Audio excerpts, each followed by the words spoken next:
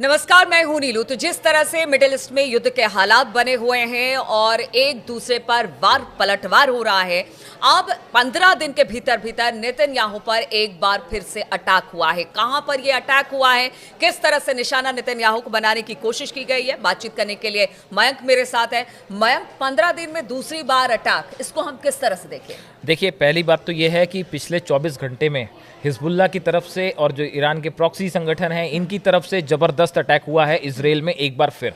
और इस बार जो है 150 ड्रोन से अटैक हुआ है। 150 ड्रोन 24 घंटे के अंदर इजराइल की सीमा के अंदर आते हैं और कई इलाकों पे ये सक्सेसफुल भी अटैक हुआ है, ऐसी जानकारी आ रही है। ऐसा हिजबुल्लाह का दावा है कि हमने जो है वो निशानों को तबाह किया है। अब देखिए, इसमें जो एक बड़ी इंटरेस्टिंग बात है, जहां से आपने बात शुरू की, पहले हम उसकी बात कर लें। केसारिया इलाका है तेल अवीव में, जहां पे नेतन्याहू का घर है। अब होता यह है कि नेतन्याहू के घर के पास एक ड्रोन आता है जो कि सीमा पार करके आ रहा है अंदर, और नेतन्याहू के घर से थोड़ी दूरी पर ये ड्रोन जो है इससे धमाका होता है। ये धमाका एक कंपनी के गोडाउन में होता है और उसमें आग लग जाती है। सीधी बात थी कि निशाने पर नेतन्याहू का घर ही था, लेकिन ये ड्रोन अपने टारगेट तक नहीं पहुंच पाया, उसके पहले ही इससे धमाका हो गया और एक कंपनी के गोडाउन में आग लग जाती है। ये दूसरा मौका है। देखिए, पिछली बार जो है वो 19 अक्टूबर को नेतन्याहू के घर पर ड्रोन अटैक हुआ था और उसके बाद करीब 15 दिन के अंदर अंदर जो है ये दूसरी बार ड्रोन अटैक उनके घर पे, हालांकि वो नहीं हो पाया, लेकिन उनको टारगेट करने की कोशिश की गई। तो ये एक बहुत बड़ा मुद्दा है अब इजराइल के लिए कि देखिए, 15 दिन के अंदर दूसरी बार इजराइल के प्रधानमंत्री को निशाना बनाने की कोशिश की गई है। और जो हिजबुल्लाह के नई चीफ हैं नईम कासिम, इन्होंने देखिए जैसे इन्होंने कार्यभार संभाला हिजबुल्लाह का, उसके बाद इन्होंने सीधी धमकी दी थी नेतन्याहू को और इन्होंने कहा था कि नेतन्याहू पर आगे जो हमले होंगे उस पे हम उन्हें मार देंगे। तो देखिए, नईम कासिम की तरफ से नेतन्याहू को धमकी देना ये एक बात को साफ करता है कि अब ईरान के साथ साथ जो प्रॉक्सी संगठन है इनके निशाने पे भी, हिजबुल्लाह के निशाने पर है नेतन्याहू, पिन पॉइंटेड। देखिए, अभी तक इजराइल की तरफ से जो कोशिश थी लगातार, वो हिजबुल्लाह के जितने बड़े कमांडर्स थे, हमास के बड़े कमांडर्स थे, इनको जो है इन पे हमले किए गए, इनमें मार गिराया गया। बिल्कुल उसी तरह से अब ईरान और प्रॉक्सी संगठन जो हैं इनके निशाने पर है नेतन्याहू। और ये जो 15 दिन के अंदर, अगर मयंक बात की जाए, पिछले कई दिनों से हमने देखा है कि जो ड्रोन है वो इजराइल के नाक में दम किए हुए है। ड्रोन लगातार इजराइल के अंदर दाखिल होता है, किसी न किसी बड़े अटैक को लेकर इसे ड्रोन को भेजा जाता है और फिर वहाँ पर एक बड़ा कह सकते हैं कि दिक्कत पैदा करता है, या वहाँ पर किसी को टारगेट करके भेजा जाता है। तो जो ड्रोन है ना, अटैक मुश्किल हो गया है। देखिए, पिछले जो मैं आपको बता रहा था कि पिछले 24 घंटे के अंदर जो है करीब 150 ड्रोन्स जो हैं वो इजराइल की सीमा के अंदर दाखिल हुए हैं। और इसमें कहाँ कहाँ नुकसान हुआ हम आपको वो भी बताएं। आईडीएफ का मेरॉन बेस है, कह रहे हैं कि इस मेरॉन बेस के पास जो है वो ड्रोन से अटैक हुआ है।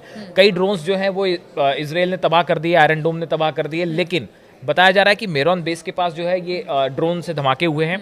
इसके बाद मतला साइट जो है यहाँ पे भी ड्रोन से अटैक हुआ है। यहाँ पे भी कुछ तस्वीरें सामने आई हैं जिसमें कई इलाकों में आग लगी है और बताया जा रहा है कि ये ड्रोन अटैक ही था। उसके बाद गैलीली में 45 ड्रोन से बीती रात को अटैक हुआ है। देखिए, गैलीली में एक इलाके पे 45 ड्रोन अंदर आ जाना, उसके बाद कई जगह पे जो है वो हिट भी कर गए, नीचे गिरे भी है। तो जिस तरह से ड्रोन से हमला हो रहा है, क्या ड्रोन भेजना ज्यादा मुफीद है ताकि टारगेट भी, इससे लक्ष्य को भी साध लिया जाए?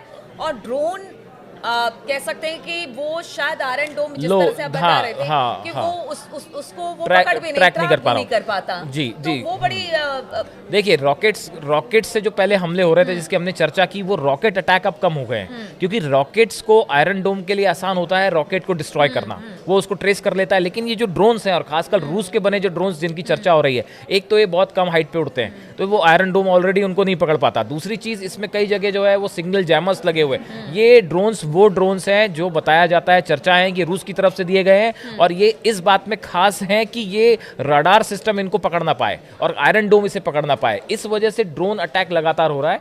और इस बीच में एक और बड़ी खबर है नीलू कि बताया ही जा रहा है, देखिए, इतनी बड़े ग्राउंड ऑपरेशन चल रहा है लेबनान में, इतने सारे कमांडर्स मारे गए, इतना नुकसान हुआ हिजबुल्लाह का, उसके बाद भी लगातार ये अटैक्स हो रहे हैं। कहा जा रहा है कि जितने प्रॉक्सी संगठन हैं ईरान के, चाहे वो इस्लामिक रेजिस्टेंस हो, चाहे हुती हो, बाकी के भी जो है, इनकी तरफ से 5,000 नए लड़ाके जो हैं वो लेबनान भेज दिए गए हैं, जो कि पहुंच गए हैं लेबनान, और अब इन्होंने हिजबुल्लाह की तरफ से लड़ाई शुरू कर दी है।